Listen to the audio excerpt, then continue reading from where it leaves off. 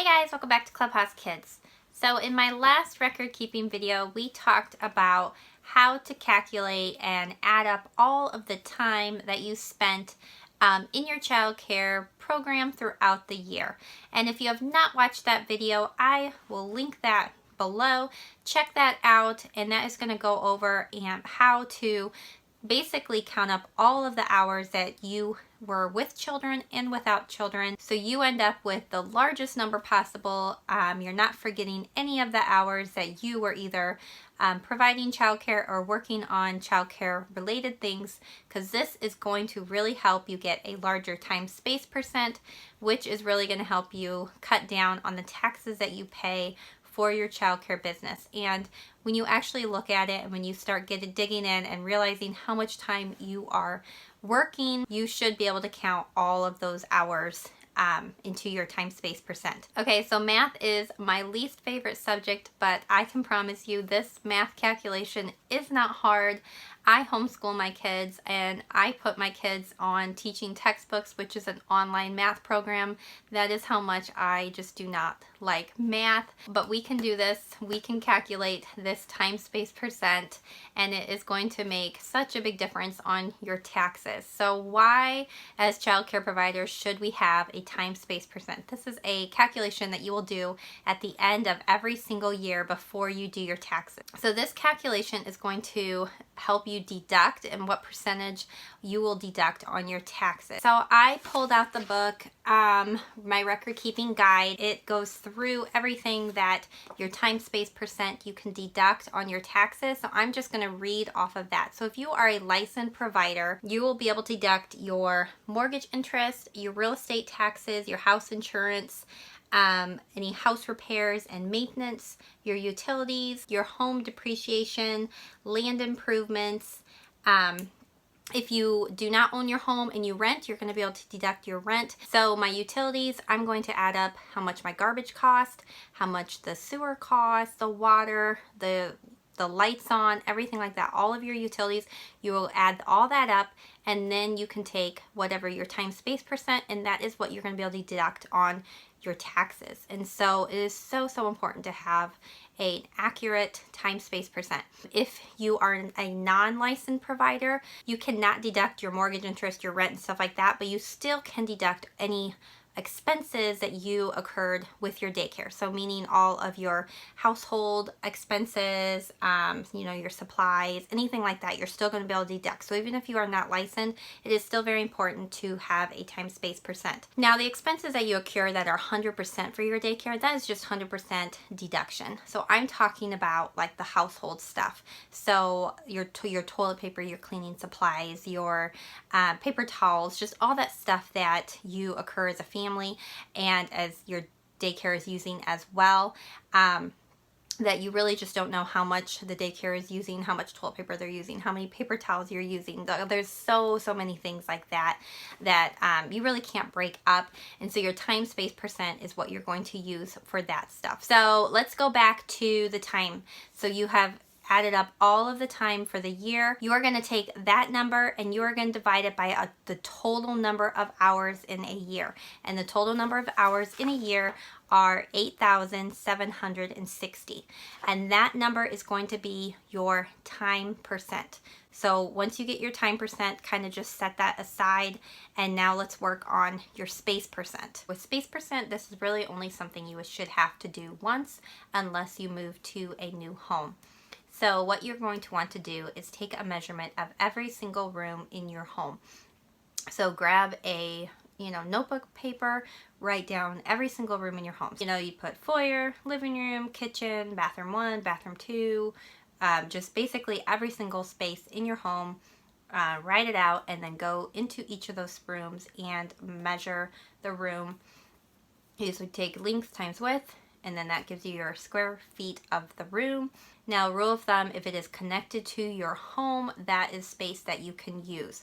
And so I will use my garage. So you definitely want to count your garage in your total square feet if you use that space for daycare. So I store kids' toys in there. I store my daycare stroller in there, so that is space that I use.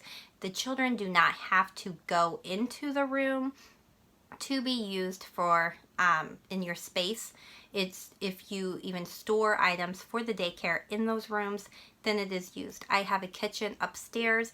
I also have a kitchen in my daycare. I use the kitchen in my daycare for during daycare hours, but on the weekends I will take stuff up and use the dishwasher upstairs. I do not have a dishwasher down in my daycare area. But the dishwasher upstairs I will use to sanitize toys and stuff. I will use it to get like the daycare dishes really clean at the end of the week, stuff like that. So that is space that I use for my daycare.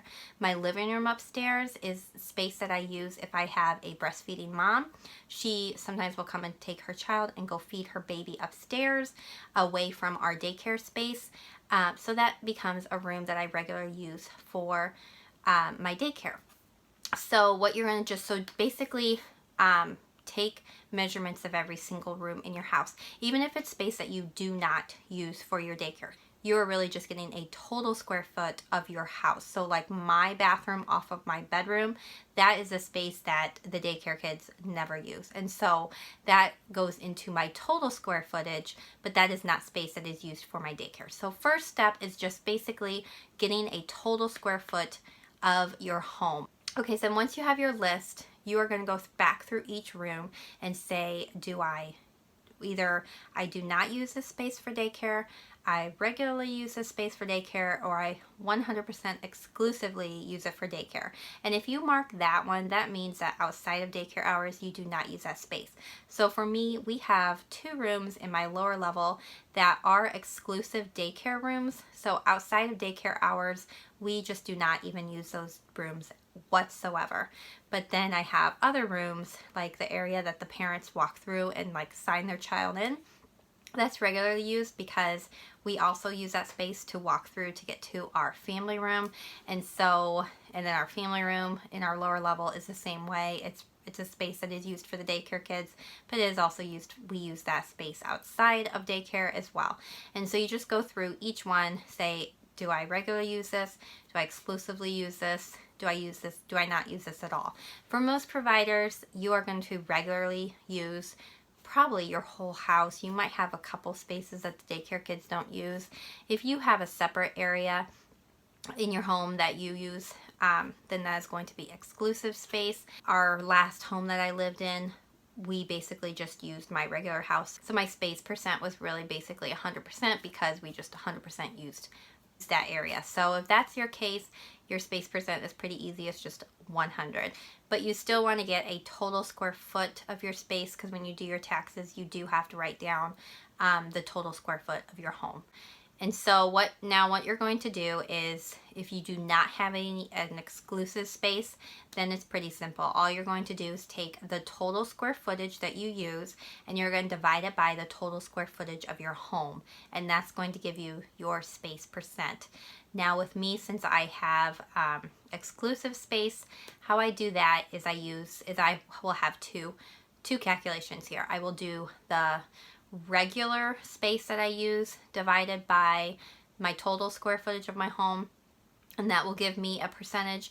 And then I take my exclusive space and I divide it by the total percentage, and then I get a second percent, and then I add those two together. So if you are like me and you have a space in your home that you use exclusively for daycare, that is the way you will do that. Okay, so we have our time percent and then we have our space percent. Now to get the whole time space percent is you will take that time percent and you're going to multiply it by your space percent, and then that will give you your time space percent. This is the percentage that you will use to deduct that amount in all those categories that I talked about earlier. Okay, so I hope I was really clear on how to get your time, how to calculate that time space percent. This calculation can be a little bit daunting at first, but really once you do it once, you're like, okay, this totally makes sense. If you are using the Red Leaf Press tax workbook, it will walk you through how to get that. If you have the Tom Copeland record keeping guide, it will also walk you through how to get that. So I hope this video helped you guys learn how to calculate that time space percent. Really, once you get your space percent, that should not change every year. What will change is your time percent. So it just seems a little bit easier. Keep those measurements and everything filed away in your record keeping so you do not have to measure your home every single year if you are living in the same space that you were the previous year. So thanks for watching this video, guys, and I'll see you in my next one. Bye.